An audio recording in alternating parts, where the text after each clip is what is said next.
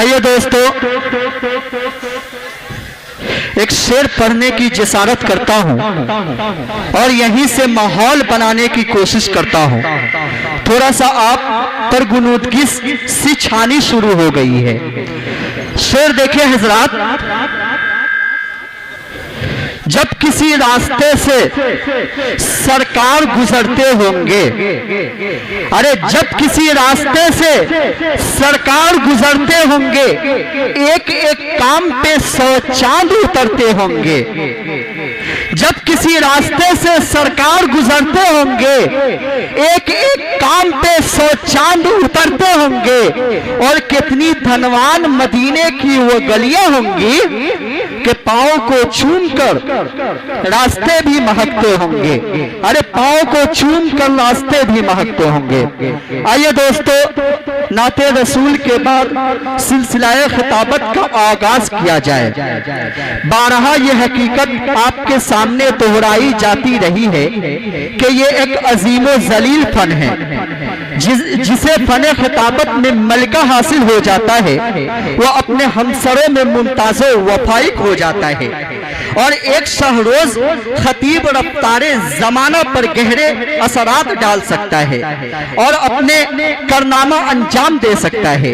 یہ وہ عظیم الشان فن ہے جسے انبیاء، اولیاء، اصفیاء اختیار کر کے دعوت و تبلیغ، وعظ و ارشاد اور تطہیر و تزکیہ کا مقدس فریضہ سر انجام دیا ہے۔ آئیے دوستو، خطابت کے دنیا میں قدم رکھتا ہوں اور ایک بہترین خطیب تک پہنچنے کی جسارت کرتا ہوں، جن سے میری مراد جناب مفتی فیاض احمد صاحب۔ میں اس شعر کے ساتھ ان کا استقبال کرنا چاہتا ہوں، اور ماشاءاللہ بہت خوبصورت بیان کرتے ہیں، اور ان کی بیانات قرآن و حدیث کی روشنی میں رہتی ہے۔ اگر آپ دلچسپی رکھتے ہیں تو تھوڑا سا آپ بیدار ہو جائے، اور ایسا مجھے لگنا چاہیے کہ آپ لوگ بیدار ہیں، اور ماشاءاللہ پروگرام کو کامیاب کر کے جائیں گے۔ جتنا ناظم اور جتنا شعرا کی ذمہ داری ہوتی ہے، اتنا ہی سامعین کی ذمہ داری ہوتی ہے پروگرام کو کامیاب کرنے میں۔ شعر دیکھیں حضرات کہ خطابت کے لیے قوت و قلب و جگر چاہیے۔ خطابت کے لیے قوت و قلب و جگر چاہیے، لوگوں کو جو اپنا لے اے نقیب، مقرر کے بیانی میں وہ جادو بیانی چاہیے۔ آئیے اسی کے ساتھ ساتھ آپ کی عدالت میں پیش کرتا ہوں جناب مفتی فیاض احمد صاحب شیوہروی کو۔ بسم اللہ الرحمن الرحیم، وبہ نستعین، اما بعد، اعوذ باللہ من الشیطان الرجیم، بسم اللہ الرحمن الرحیم۔ یا ایہا الذین آمنوا آمنوا الى آخرہ، وقال فی موضع آخر یا ایہا الذین آمنوا ادخلوا فی السلم کافہ ولا تتبعوا خطوات الشیطان، وقال في موضع آخر يا أيها الذين آمنوا من يرتد منكم عن دينه فسوف يأتي الله بقوم يحبهم ويحبونه أذلة على المؤمنين أعزة على الكافرين۔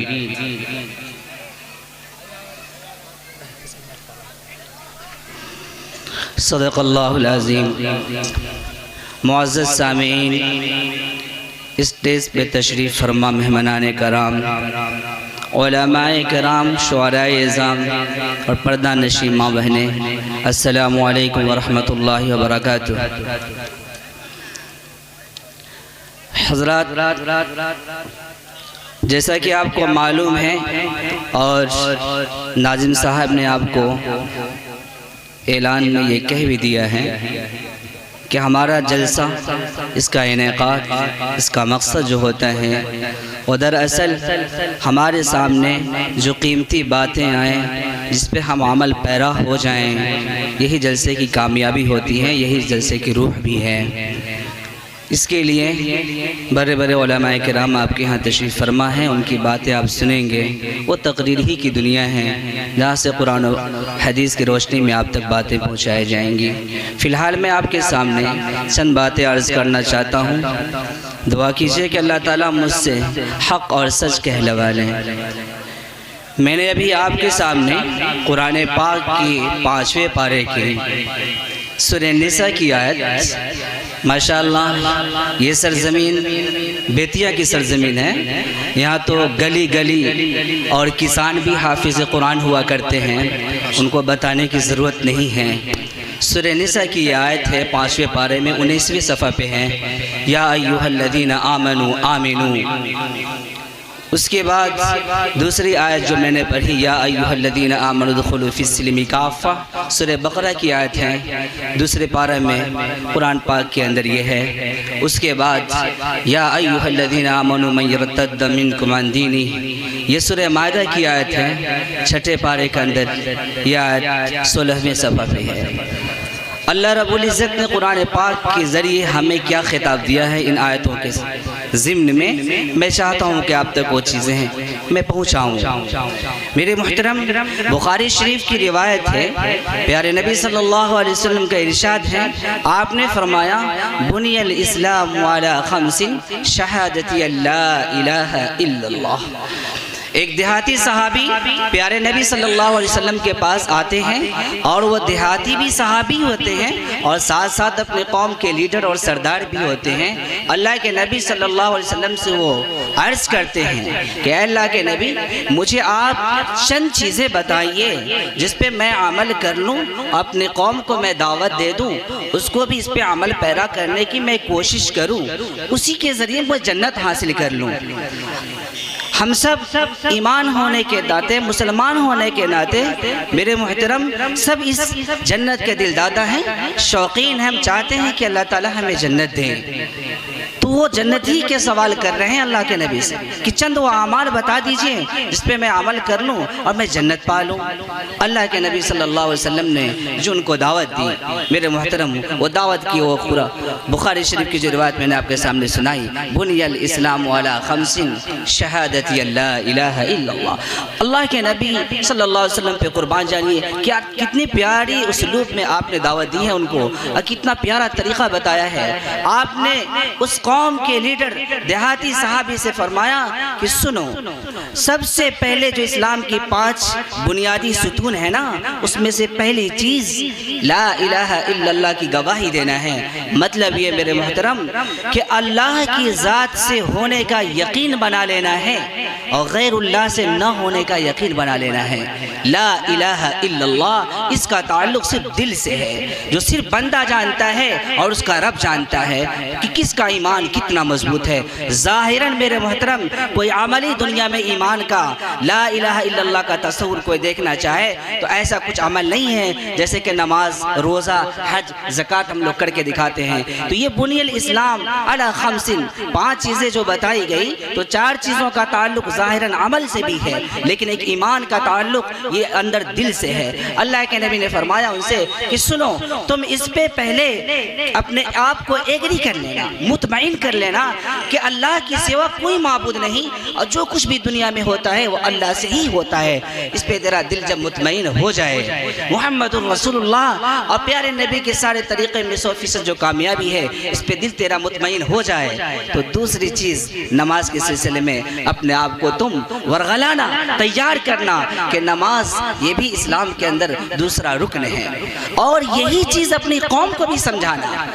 یہ کے بعد دیگر اللہ کے نبی نے 5 چیزوں کی رہنمائی کی اور فرمایا کہ اگر یہ 5 چیز پہ تم بھی عمل کر لیے اور تیری قوم بھی اگر عمل کر لی تو پھر تم کے سب کے سب جنتی ہو جاؤ گے۔ جب وہ جانے لگے تو اللہ کے نبی نے اشارہ کر کے مجمع سے فرمایا کہ تم میں سے کوئی ہے جو جنتی کو دنیا میں دیکھنا چاہے؟ صحابہ نے کہا اللہ کے نبی کیوں نہیں، ہم تو چاہتے ہیں کہ دنیا میں جنتی کو دیکھ لیں۔ اللہ کے نبی نے اسی شخص کے بارے میں اشارہ فرمایا کہ یہ جو صاحب جا رہے ہیں، اگر یہ اپنی بات میں سچا اترے. جیسے وہ کہہ کے گئے تھے اللہ کے نبی میں اس میں ذرہ برابر بھی زیادہ نہیں کروں گا, ذرہ برابر بھی کمی نہیں کروں گا. یہ کہہ کے وہ نکل گئے وہاں سے. اللہ کے نبی نے فرمایا کہ یہ اگر اپنی بات میں سچا ہے تو یہ جنتی ہے. 5 کام بتایا تھا. پہلی چیز ایمان کی بات ہے. ایمان, اسی ایمان کے بارے میں نے قرآن میں کہا 5ویں پارے میں اللہ تعالیٰ نے ایمان والوں کو ایمان لانے کی دعوت دی. ایمان لانے جو پہلے سے مسلمان ہو چکے ان کو. اب کوئی اعتراض کرتے ہیں کہ بھائی ایمان کی دعوت ہمیں کیوں دی جاتی ہے, ہم تو مسلمان ہیں, ہمیں کیوں دی جاتی ہے, ان کو تو غیر مسلموں کے پاس جانی چاہیے, ان کو دعوت دینی چاہیے. تو ہم قرآن کے حوالے کے لیے میں آیت پڑھی. یہ میں نہیں کہتا, میرا رب کہتا ہے, ہم سب کا رب کہتا ہے یا ایھا الذین آمنو آمنو, اے ایمان والو ایمان لاؤ. کیسا ایمان لاؤ؟ جیسا کہ صحابہ نے ایمان لایا تھا, جیسا کہ انبیاء کرام نے ایمان لایا تھا. اور ایسا ایمان کیا تھا وہ چند واقعات سے میں آپ کو روبرو کرانا چاہتا ہوں. میرے محترم, صحابہ کا ایمان کیا تھا, انبیاء کرام کا ایمان کیا تھا. انبیاء کرام صحابہ کا ایمان کا خلاصہ یہ تھا کہ وہ ظاہری چیزوں پر ایمان نہیں لاتے تھے.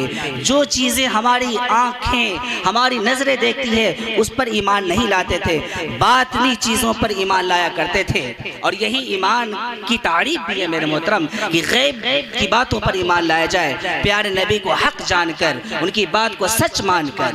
میرے محترم, وہ کیا واقعہ ہے جو میں آپ کو بتانا چاہتا ہوں, تو سنیے. انسان کی ایک ظاہری طاقت کے بلبوتے, جو ظاہری ارادے کے بلبوتے ایک نظام چل رہا ہے, اور ایک باطنی نظام بھی چل رہا ہے دنیا میں.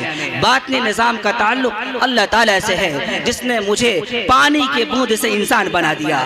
ظاہری تعلق جو ظاہری نظام کا ہے وہ ہماری روپیوں پیسے سے ہے. ہم ڈاکٹر صاحب ہو جاتے ہیں تو اپنے آپ میں مگن ہو جاتے ہیں کہ میں دنیا کی ساری بادشاہت میری مٹھی میں آ گئی. ہم ماسٹر صاحب ہو جاتے ہیں تو ہم یہ سوچتے ہیں کہ دنیا کی ساری سکون اطمینان میری زندگی میں آ گئی. اور اسی طریقے سے الی ھذا القیاس آگے تک ہم چلے جائیں. جو بھی بڑے عہدے پہ فائز ہو جاتے ہیں وہ یہ سوچتے ہیں کہ ساری دنیا کی ساری چیزیں, ساری اطمینان اور راحت کی چیزیں ہم پا لیے. یہ ظاہری نظام ہے دنیا کا جو انسان دیکھتا ہے اپنی آنکھوں سے. اور ایک باطنی نظام بھی ہے میرے رب کا, ہم سب کے رب کا, جسے ہم تدابیر کی شکل میں نہیں دیکھتے, انجام کی شکل میں دیکھتے ہیں. تو میرے محترم, میں یہ عرض کر رہا تھا کہ انسان کا ایک ظاہری نظام ہے اور ایک باطنی نظام اللہ کا ہے. کیسا؟ آپ آئیے. سب سے پہلے نبی جو آئے ہیں حضرت آدم علیہ السلام, اس کے بعد سلسلہ در سلسلہ نبی آتے گئے. بعد میں چل کے ایک نبی کا نام آپ بہت سنے ہوں گے, حضرت ابراہیم علیہ السلام. حضرت ابراہیم علیہ السلام کے زمانے میں ایک بہت غرور اور گھمنڈ سے چور بادشاہ کا واقعہ میں آپ کو سناتا ہوں جسے نمرود کہتے ہیں. نمرود کا واقعہ سنیں. یہی ہے ظاہری اور باطنی نظام کی پہچان. نمرود کہتا ہے اس کو کسی نجومی نے یہ خبر دے دی کہ آج آپ کے بادشاہت اور آپ کی حکومت میں ایک بچہ اپنے ماں کے رحم میں جانے والا آج رات. نمرود اپنے طاقت کے بلبوتے کہتا ہے کہ نہیں, آج کی رات میں کسی مرد عورت کو ایک ساتھ اکٹھا ہونے نہیں دوں گا, چنانچہ ماں کے رحم میں بچہ جائے گا نہیں. یہ ظاہری نظام تھا نمرود کا, جو اپنے طاقت اور گھمنڈ تکبر کے بلبوتے اس نے ایسا کہا تھا اور کر بھی دکھایا میرے محترم. اور نجوموں نے یہ کہا کہ نہیں, ایسا ہو کر رہے گا. چنانچہ رات بھر اس نے پوری سسٹم اس طرح بنائی اور کہہ دیا کہ ساری عورتیں اکٹھا ہو جائیں حکومت اور اس بادشاہت مملکت کے اندر, اور سارے مرد اکٹھا ہو جائیں, کوئی مرد کسی عورت کے پاس رات میں جائے گا نہیں. جو بھی حضرات باہر سے مہمان ہیں ماشاءاللہ میں ان سے ادباً گزارش کرتا ہوں کہ وہ جا کر کھانا کھا لے جو ابھی تک کھانا نہیں کھائے. اس کے بعد ہوا کیا کہ رات بھر دونوں طرف عورتوں کی نگرانی کے لیے عورت کو متعین کیا گیا, مرد کی نگرانی کے لیے مرد کو. اور اتفاقاً یہ ہوا کہ مرد کی نگرانی میں حضرت ابراہیم علیہ السلام کے ابو آزر وہ متعین ہوئے, اور عورت کی نگرانی میں ابراہیم علیہ السلام کی ماں وہ متعین ہوئی. دونوں نے اچانک رات جب بیتی اور بادشاہ خود بھی نگرانی پہ بیٹھا ہوا تھا کہ نجومی کے بعد کہ میں الٹا کر کے دکھلانے والا ہوں. ہوا یہ کہ رات جب بیتی ہے تو ابراہیم علیہ السلام کی ماں ایک طرف سے چلی اور حضرت ابراہیم علیہ السلام کے ابو بھی ایک طرف سے چلے کہ شاید ایسا نہ ہو کہ عورت مرد کے لباس پہن کے مرد کے بیچ میں آ جائے اور مرد عورت کے لباس پہن کے عورت کے بیچ میں چلا جائے. چنانچہ دونوں آپس میں نگرانی کے لیے آگے بڑھے. आगे बढ़ते हुए आपस में दोनों की मुलाकात हुई। फिर शौहर बीवी की बात शुरू हुई और बात करते करते ये दोनों आगे नमरूद के पास जहाँ पे उसकी चारपाई सजी हुई थी। मेरे मोहतरम, ये ज़ाहिरी निज़ाम देखें और एक बातनी निज़ाम भी देखें। नमरूद ये कहा था कि यहाँ पे ऐसा हो ही गए नहीं कि आज रात में किसी औरत के पेट में कोई बच्चा जाए, और अल्लाह ताला ने उसके चारपाई के सामने मियाँ बीवी के इकट्ठा किया और वहाँ पे जाके वहीं पे दोनों शाबाशी किए। उसके बाद में उनके पेट के अंदर हजरत इब्राहिम अलैहिस्सलाम आ गए। सुबह जब हुई तो उस वक्त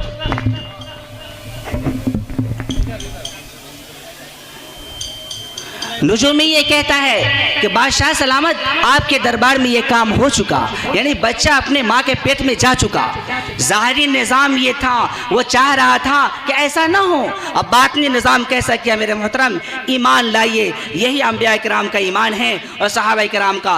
बातनी निज़ाम ने ऐसा किया कि बच्चा माँ के पेट में गया और नमरूद के चारपाई के पास जाके हुआ, और इतनी निगरानी, इतनी सख्त निगरानी के बावजूद ऐसा हुआ। उसके बाद जब सुबह में ये खबर मिली तो नमरूद ने ये कहा कि उसके बाद से अब जो भी बच्चा पेट में आएगा तो हर औरत का पेट को चाक करके के बच्चा को काट काट के हटाता था कि कहीं ऐसा ना हो कि यही बच्चा हो जाए। मेरे मोहतरम, उसके बाद अल्लाह का बातनी निज़ाम चला और नमरूद के पूरी ताकत को फेर दिया। वो क्या निज़ाम था कि इब्राहिम अलैहिस्सलाम की माँ का पेट जो है, माँ की पेट बाहर आया ही नहीं। जैसा कि उमूमन औरतों का ये मिजाज होता है कि जब रहम से माँ होती है तो पेट बाहर आने लगता है। अल्लाह का बात में निज़ाम चला कि माँ का पेट बाहर आया ही नहीं। 9 महीना तक इब्राहिम अलैहिस्सलाम पेट में रह चुके, लेकिन माँ का पेट बाहर ज़ाहिर नहीं हो सका। मेरे मोहतरम, ये है बातनी निज़ाम अल्लाह का, और वह ज़ाहिरी निज़ाम जो दुनिया वाले हम सब करते हैं, जिस पे हमारी आंखें धोखा खाती रहती हैं और हम लोग फेल हो जाते हैं, हमारी ताकत फेल हो जाती है। हम बहुत रुपया पैसा लेके आते हैं और चाहते हैं कि शायद मैं इस तरह ज़िंदगी बसर कर लूँगा, लेकिन अल्लाह की ताकत ऐसी चलती है कि रास्ते मेरा एक्सीडेंट हो जाता है, मैं वहीं पर गिर जाता हूँ, आगे बढ़ नहीं पाता। मेरे मोहतरम, इतना ही नहीं, अल्लाह ताला ने हुक्म ये दिया हज़रत इब्राहिम अलैहिस्सलाम की माँ को कि तुम जाओ और गुफा के अंदर जाकर वहाँ अपना बच्चा जन दो ताकि इस नमरूद को खबर ना हो सके, और सुनो, वहाँ पे बच्चा को छोड़ के दोबारा मत जाना। ये अल्लाह की बातनी निज़ाम है जो हम सब पागल हो जाएंगे इसके पीछे। अगर अल्लाह की कुदरत को जानना चाहे मेरे मोहतरम, ईमान लाना चाहे, तो ऐसी ऐसी अल्लाह ताला ने मिसालें ज़ाहिर की हैं दुनिया के अंदर कि सोचने पे मजबूर हो जाएंगे। वो क्या है? इब्राहिम अलैहिस्सलाम की माँ बच्चा को जन के आती है गुफा में, उसके बाद दोबारा जाती नहीं है डर से कि कहीं नमरूद फिर जान न ले। अल्लाह की बात में निज़ाम क्या चलता है? माँ सोचती है कि मैं बच्चा को छोड़ के आ गई, पता नहीं बच्चा क्या खाएगा, क्या पिएगा, बच्चा तो मर गया होगा, कोई जानवर खा लिया होगा। 2-3 दिन के बाद जब जाती है माँ देखने के लिए, तो इब्राहिम अलैहिस्सलाम के एक अंगूठे के अंदर अल्लाह शहद पैदा करते हैं और एक अंगूठे के अंदर दूध पैदा करते हैं। इब्राहिम अलैहिस्सलाम दोनों चाट चाट के खुशी खुशी खेल रहे होते हैं। माँ देखती है खुशी खुशी, फिर घर लौटाती है। उसके बाद क्या होता है और भी निज़ाम सुनिए, अल्लाह का बातनी निज़ाम। इब्राहिम अलैहिस्सलाम की परवरिश आम बच्चों की तरह नहीं हो रही थी। आम बच्चे जो साल भर में परवरिश पाते हैं, जनाब वहीद साहब जहाँ कहीं भी हो, उनसे अदबन गुजारिश करता हूँ कि वो स्टेज के जानिब आए और स्टेज के पास आए, कोई आपको याद कर रहा है। इब्राहिम अलैहिस्सलाम की परवरिश उन बच्चों से अलग थलग अल्लाह ने की। वो ये कि जो बच्चा बाहर 1 साल के अंदर परवरिश पाता था, इब्राहिम अलैहिस्सलाम 6 महीने में उतना परवरिश पा रहे थे। क्यों? क्योंकि यहाँ नमरूद सोच रहा था कि जो बच्चा आज रहम में आया है 9 महीने के बाद पैदा होगा तो उसको मैं कत्ल कर दूंगा। अल्लाह ने निज़ाम पलट दिया, ऐसा निज़ाम चलाया कि साल भर का बच्चा जो होने वाला था वो 6 महीना में इब्राहिम अलैहिस्सलाम हो गए, और कुछ ही दिन के बाद बच्चा चलने लगा, इब्राहिम अलैहिस्सलाम चलने लगे। माँ खुद उसी बादशाह के दरबार में, चूँकि वज़ीर की बीवी थी, इस होने के नाते वो आती हैं इब्राहिम अलैहिस्सलाम को लेके, और बादशाह पहचान नहीं पाता है कि यही वो बच्चा है जो नुजूमी कहा था उसी रात का ये बच्चा है। यह अल्लाह का निज़ाम, अल्लाह का बातनी निज़ाम। मेरे मोहतरम, या अय्युहल्लज़ीना आमनू आमिनू, اے ایمان والو ایمان لاؤ. کیسا ایمان؟ صحابہ نے جیسا لایا تھا، انبیاء نے جیسا لایا تھا ایسا ایمان لاؤ. چونکہ یہ طاقت ظاہری طاقت ہے، اس پہ ہم دھوکہ کھاتے ہیں. اس سے کچھ نہیں ہونے کا میرے محترم، اس سے کچھ نہیں ہونے کا. تاریخ میں اس طرح کی مثالیں بڑی پڑی ہوئی ہے. اگر ہونے کی بات آتی تو نمرود کی طاقت، اس کی غرور، اس کے گھمنڈ سے زیادہ اب تک کوئی گھمنڈ ہی نہیں پیدا ہوا، اور اس کی طاقت اور اس کی دولت سے زیادہ اب تک کوئی دولت مند نہیں پیدا ہوا. اس کے سامنے نے اللہ اپنا ایسا نظام چلایا ہے. اس کے بعد اتنا ہی نہیں، ابراہیم علیہ السلام کے آگ کا واقعہ آپ نے سنا ہوگا کہ ابراہیم علیہ السلام کو آگ میں بھی ڈالا گیا. یا ایھا الذین آمنو آمنو، اے ایمان والو ایمان لاؤ. دیکھو اللہ نے کیسا کیا. ظاہری نظام تھا. نمرود یہ کہا کہ ابراہیم علیہ السلام کو آگ میں جلا دیا جائے چونکہ یہ ہماری مخالفت کرتا ہے. چنانچہ آگ کو روشن کیا گیا اور اتنا دہکایا گیا کہ تاریخ شاہد ہے کہ آگ کے اوپر سے جو چڑیا اڑتی تھی وہ جل بھن کے گر جاتی تھی. لیکن ابراہیم علیہ السلام کو جب اس میں ڈالا گیا تو فرشتے بھوچال مچا دیا آسمان پہ اور کہنے لگے اے اللہ یہ اپنے خلیل کو دیکھیے کیا کر رہے ہیں لوگ، آپ نہیں دیکھتے اسے.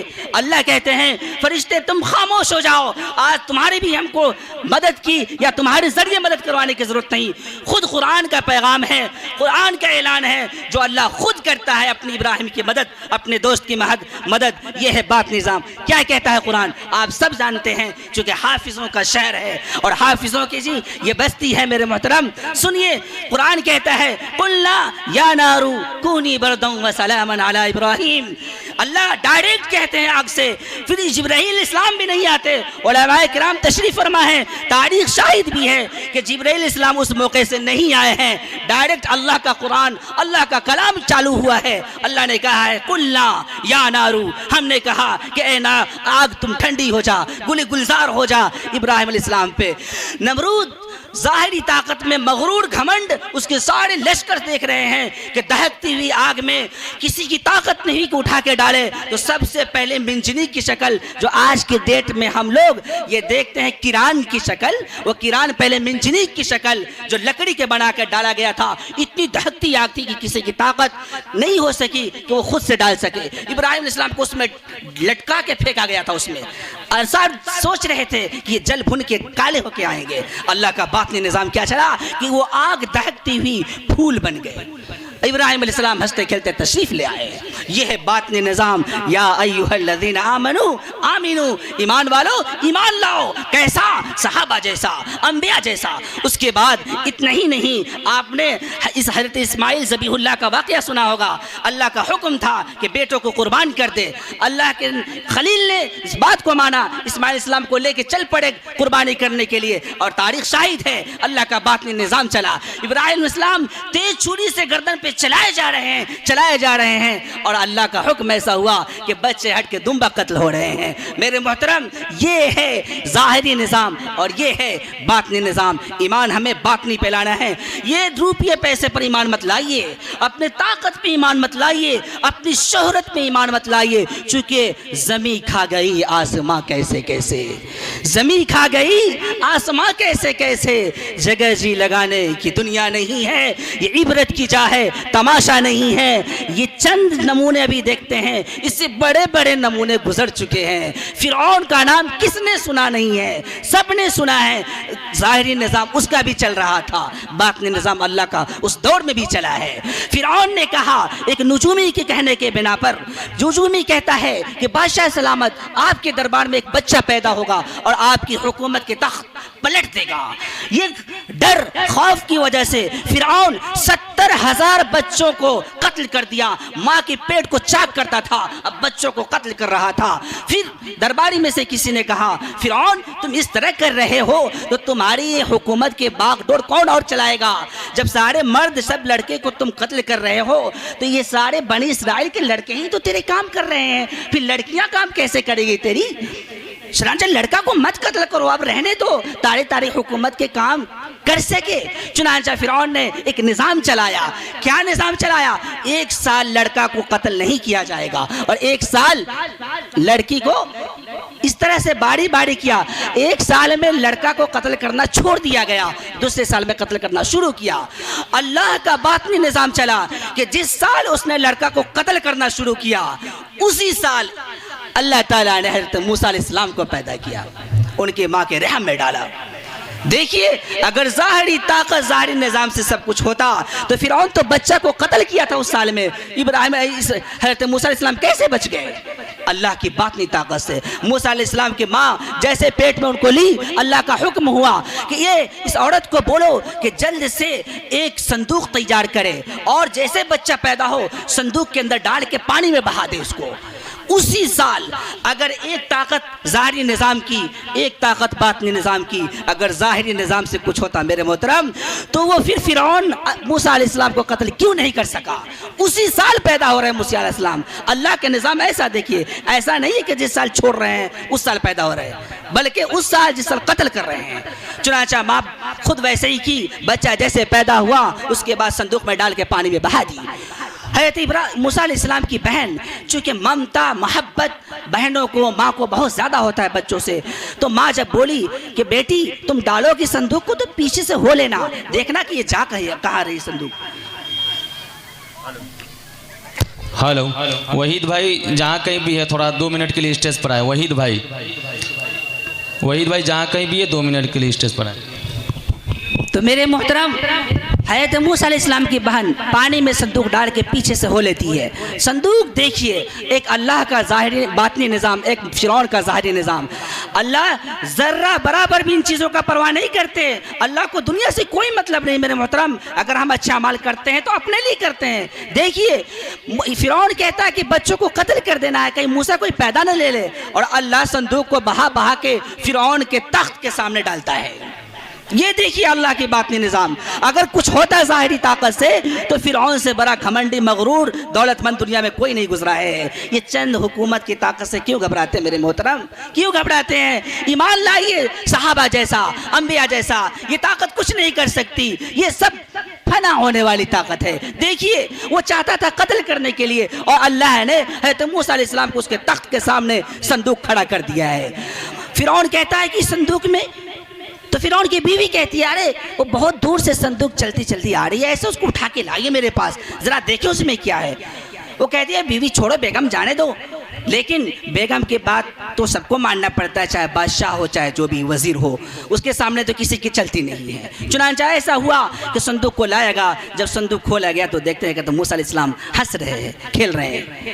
اب یہ فرعون کہتا ہے نہیں یہی موسیٰ ہوگا، یہ تو مطلب قتل کرے گا، یہی مجھے قتل کرے گا، میری حکومت کو یہی خراب کرے گا۔ فرعون کی بیوی آسیہ کہتی ہے ارے آپ پاگل ہو گئے ہیں، آپ کو بچہ اچھا تو ہے نہیں، اگر یہی بچہ بڑا ہو جائے گا ہم پال لیں گے تو آپ کے بعد بادشاہ یہی بنے گا، یہ نہیں سوچتے۔ دیکھیے اللہ کا باطنی نظام کہ اسی گھر میں، اسی ظالم کے گھر میں، اسی دشمن کے گھر میں موسیٰ علیہ السلام کو بھیج دیتے ہیں جو قتل کر رہا تھا بچوں کو، اور 70,000 بچوں کو قتل کر چکا تھا، اور اسی گھر میں حضرت موسیٰ علیہ السلام جاتے ہیں، اور اس بات کو سن کے فرعون خاموش ہو جاتا ہے، اور موسیٰ علیہ السلام کی پرورش شروع ہوتی ہے۔ پہلے دن موسیٰ علیہ السلام اپنے منہ کو بند کر لیتے ہیں۔ دیکھیے ظاہری نظام باطنی نظام کو میں سمجھانا چاہتا ہوں۔ ایمان کہاں لانا ہے؟ باطنی پہ، جو چھپی ہوئی چیزیں جو ہماری آنکھیں دیکھ نہیں رہی ہے۔ موسیٰ علیہ السلام منہ بند کیے ہیں اور چلا رہے بھوک سے، کوئی عورت آ رہی ہے دودھ نہیں پی رہے ہیں، کسی عورت کے دودھ نہیں لے رہے منہ میں۔ اللہ کا باطنی نظام چلا۔ اللہ چاہ رہے تھے کہ اس دشمن کے ذریعے صرف موسیٰ کی ہی پرورش نہیں، موسیٰ کی ماں کی بھی پرورش کی جائے گی، موسیٰ کی بہن کی بھی پرورش کی جائے گی، موسیٰ کے اہل خانہ کی پرورش کی جائے گی۔ باطنی نظام اللہ کی یہ چلی کہ دشمن کے ذریعے پرورش کروا رہے ہیں، صرف موسیٰ علیہ السلام کی نہیں، ان کے پورے گھر والوں کی۔ بات چلتی چلتی جب دیکھی کہ موسیٰ علیہ السلام کی بہن کے آئے، بات تو یہ ہے کہ دودھ پی نہیں رہا بچہ، تو کھٹ سے وہ کہتی ہے کہ فرعون میرے علم بھی ایک عورت ہے، اگر آپ کہیں تو میں اس کو حاضر کروں، مجھے امید ہے کہ یہ بچہ اس کا دودھ پی لے گا۔ ہاں جلدی لاؤ، چونکہ بچے کی طرف سے اس کے کلیجہ پھٹ رہا تھا۔ اچانک جاتی ہے موسیٰ علیہ السلام کی بہن اپنی ماں کو لاتی ہے، جیسے ہی ماں اپنے ہاتھ کو آگے بڑھاتی ہے کہ موسیٰ علیہ السلام فوراً لپک جاتے ہیں، کود جاتے ہیں اپنی ماں کے گود میں۔ اللہ کا تو باطنی نظام چل رہا تھا، اللہ تو چاہ رہے تھے کہ اس دشمن سے موسیٰ کی ماں کی بھی پرورش ہو۔ یہ کہہ رہا تھا کہ میں قتل کروں، میں اس کے خلاف کر کے بتاؤں گا، اور خلاف اتنا ہوا کہ فرعون موسیٰ علیہ السلام کی نہیں اس کی ماں کی بھی پرورش کرتے ہیں۔ جیسے ہی وہ پلانا دودھ شروع کی تو اس کے بعد اب کہتے ہیں فرعون کہ تم یہیں پہ رہ جاؤ۔ موسیٰ علیہ السلام کی ماں کہتی ہے کہ نہیں، میں یہاں نہیں رہ پاتی، بادشاہ سلامت، اگر بچہ کو دیکھنا ہو تو آپ آ جایا کریں وہاں پہ، آپ کو جب بھی دیکھنا ہو میں وہاں لے جا کر ہی دودھ پلاؤں گی۔ مجبوراً فرعون کہتا ہے کہ جب ایسی بات ہے تو میں تیرے لیے گھر وہاں بناتا ہوں، تجھے ماہانہ وظیفہ مقرر کرتا ہوں، تیرے گھر میں جو افراد ہیں ان کو بھی میں کھانا کھلانا دیتا ہوں، جا تو لے جا، پر بچہ کو مجھے دکھاتے رہنا۔ دیکھیے میرے محترم، یا ایھا الذین آمنو آمنو، اے ایمان والو ایمان لاؤ۔ تو ایک ظاہری طاقت دیکھو اور ایک باطنی طاقت دیکھو، ہو رہا ہے جو باطنی طاقت اللہ چلا رہے ہیں، ہم سب کے پیچھے اللہ کا ایک نظام چل رہا ہے جو باطنی طاقت میں ہے، اسی کے لیے قرآن شاہد ہے، قرآن اعلان کر کے کہہ رہا ہے کہ یا ایھا الذین آمنو آمنو، ایمان والو ایمان لاؤ، ایسے ہی جیسے کہ موسیٰ نے لایا تھا، ایسے ہی صحابہ کی طرح اور اسی طرح سے ابراہیم کی طرح، اسماعیل کی طرح اور نہ جانے جتنے انبیاء کرام آئے سب کی طرح، سب کے صحابہ کے بھی عجیب و غریب مثالیں میرے محترم۔ بس آپ سب ہم سب یہ وعدہ کریں اس مجلس میں کہ آج سے ہم شروع کریں گے۔ پہلی چیز بنی الاسلام علی خمس شہادت اللہ الہ الا اللہ، کہ اسلام کی 5 بنیاد ہے، اس میں پہلی چیز ہے ایمان۔ ایمان کو پہلے مضبوط کروں گا، میں ایسا ایمان کو مضبوط کروں گا کہ 10 روپیہ بھی اگر میرے گھر میں آیا تو صحابہ کے ایمان میں تازہ کر دوں گا۔ ایک صحابہ کے گھر میں میرے محترم ہوا یہ تھا کہ ان کے پاس کھانا نہیں تھا، روزانہ وہ اپنے اہلیہ کو کہتے تھے کہ تم جب بھی کھانا پکانے کا وقت آئے تو اپنے چولہے کو گرم کر دینا تاکہ پڑوس میں کوئی جان نہ سکے کہ اس بھوکا سو رہا ہے۔ صحابہ قربان چاہیے صحابہ کی زندگی پہ، اس کے ایمان پہ۔ ایسے ہی وہ اہلیہ کرتی تھی، کھانا کچھ نہیں تھا، صرف دھوائیں اٹھ رہی تھی، پڑوس میں کوئی نہ جان سکے کہ صحابہ بھوکے ہیں، سب سمجھ سکے کہ صحابہ کھا رہے ہیں۔ اور ہوا یہ کہ اچانک ایک دن جاتی ہے صحابیہ اور جیسے ہی چولہا میں وہ جو جلاون لگاتی ہے چلانے کے لیے، تو اچانک دیکھتی کیا ہے کہ گوشت کا بڑا بڑا لترا ٹکڑا اس میں رکھا ہوا ہے چولہا کے اندر۔ وہ نکالتی ہے اور خوش ہو جاتی ہے، سوچتی کہ آج میاں میرے گوشت لا دیے ہیں، اتنے دن سے فاقہ زندگی گزر رہی تھی، آج کہیں سے اللہ انتظام کروا دیے، بنا کے تیار ہو کے رکھتی ہے اور خوش رہتی ہے۔ صاحب آتے ہیں، بولتے ہیں بیگم آج تو خوشبو آ رہی، گوشت کی خوشبو آ رہی ہے، یہ کہاں سے؟ ارے آپ مجھ سے مذاق کر رہے ہیں، میں تو آئی تو دیکھی کہ اس کے اندر گوشت کا لوتھرا تھا، میں سمجھی کہ آپ لائے ہیں۔ دیکھیے ایمان لائیے باطنی طاقت پہ، اس دن صحابہ نہیں لائے تھے میرے محترم، وہ خود بخود اللہ کے جانب سے آیا تھا۔ آپ کو واقعہ معلوم ہوگا، خود حدیث پاک کے اندر ہے کہ جس دن یہ انسان، دنیا کا انسان چرند پرند کی طرح مجھ پر ایمان لانا شروع کر دے تو میں اسے ایسے ہی کھلاؤں گا جیسے یہ چڑیوں کو کھلاتا ہوں۔ آپ ہم سب اپنی آنکھوں سے دیکھتے ہیں کہ چڑیا کے 4 بچے ہو جاتے ہیں۔ کیا کوئی دکان کیا ہے چپل کی، کپڑے کی، کوئی اور چیز کی؟ اور میرے آنکھوں کے سامنے چڑیا انڈا دیتی ہے، پھر اس سے بچے نکل جاتے ہیں اور اس کے بچے بڑے ہو کے اڑ بھی جاتے ہیں۔ اس کی روزی کا نظام کون چلاتا ہے؟ اور کتے کو دیکھیے کتنے بچے کو پیدا کر دیتا ہے، اس کا کھانا کون کھلاتا ہے؟ اور چوپایوں کے دیکھیے، سانپ بچھو کے دیکھیے جس سے ہم بھاگتے ہیں، اس کو مار دوڑتے ہیں، اس کا کھانا کون کھلاتا ہے؟ یہ اللہ ہے، اللہ ہے میرے محترم جو سب نظام چلاتا ہے، اس کے نظام کے سامنے کسی کا نظام نہیں۔ اس لیے اللہ پر ایمان لائیے، یا ایھا الذین آمنو آمنو، اے ایمان والو پہلے ایمان پہ مضبوطی سے تم محنت کر لو اور ایسا ایمان لاؤ کہ ہر وقت غریبی میں بھی ہو اور امیری میں بھی ہو اللہ نظر آئے۔ امیر بنو تو حضرت عثمان کی طرح، امیر بنو تو حضرت عبد الرحمن بن عوف کی طرح، جو ایک مرتبہ اللہ کے نبی نے اعلان کیا کہ کوئی ہے صحابہ میں جو کنواں کو وقف کر دے غریبوں کے پانی پینے کے لیے، ایک ظالم کے قبضے میں کنواں ہے۔ بڑے داماد حضرت عثمان چپ سے کھڑے ہوتے ہیں اور جا کے اس کنواں کو خرید کے غریبوں میں وقف کر دیتے ہیں۔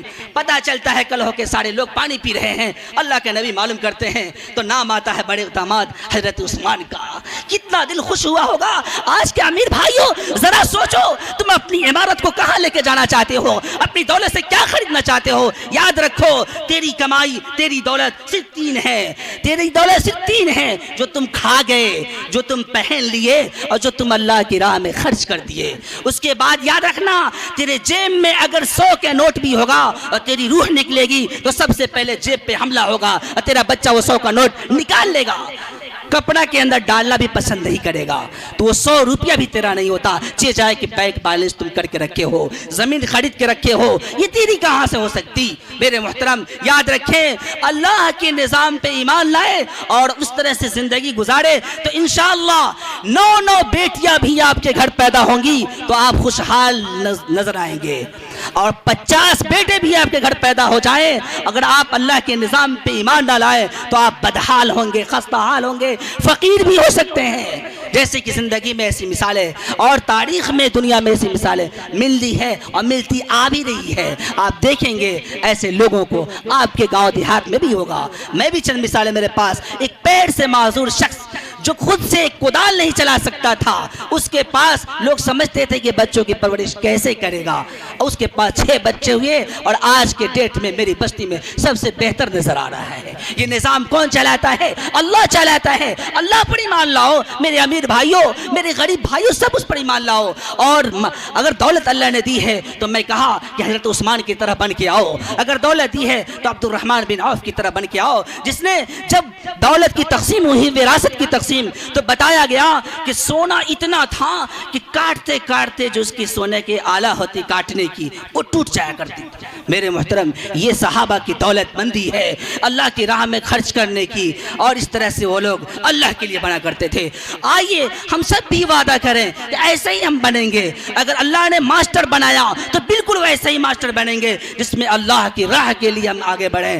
اگر ڈاکٹر بنایا تو ویسے ڈاکٹر بنیں گے اس میں اللہ کی راہ کے لیے ہم آگے بڑھیں گے، چونکہ چند دن کی چاندنی ہے، پھر اندھیری رات ہے، چونکہ 4 دن ہمیں زندہ ہے، رہنا ہے، پھر مر جانا ہے۔ میرے محترم، ابھی یہ کہتے ہیں لوگ کہ لوگ مدرسہ میں بچوں کو کیوں، بچہ پیدا ہوتا ہے اور 6 سال کا ہوتا ہے، اب پھٹ سے اس کو ڈالنا شروع کر دیتے ہیں کانوینٹ میں، اکیڈمی میں، اور سوچتے ہیں کہ میرا بچہ بہت بہادر ہو جائے گا، بہت پڑھ لکھ کے بڑا ہو جائے گا۔ یاد رکھیے، میں ایک MBBS ابھی فی الحال اس دور کا جو سرکاری جاب میں ہے وہ آدمی کی رپورٹ آپ کو دیتا ہوں۔ جب میں ان سے پوچھا کہ ڈاکٹر صاحب آپ بتائیں، مجھ سے لوگ مشورہ لینے آتے ہیں کہ مفتی صاحب کچھ بچوں کو آپ تعلیم دے ہی رہے ہیں، کچھ ٹائم میں چاہتا ہوں کہ اس کو کوچنگ لگا دوں، آپ کیا کہتے ہیں؟